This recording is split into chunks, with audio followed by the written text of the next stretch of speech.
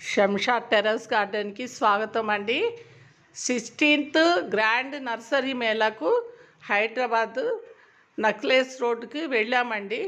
చూడండి, ఈరోజు 30వ తారీఖు శుక్రవారం రోజు మేళాలోకి లోపలికి రానివ్వలేదు. జనాలంతా చూడండి ఎలా పడిగాల్పులు కాస్తున్నారో.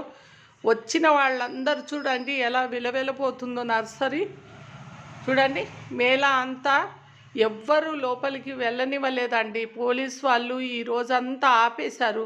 మేము ఉదయమనంగా వెళ్తే ఇంకా అసలు లోపలికి రానివ్వలేదండి.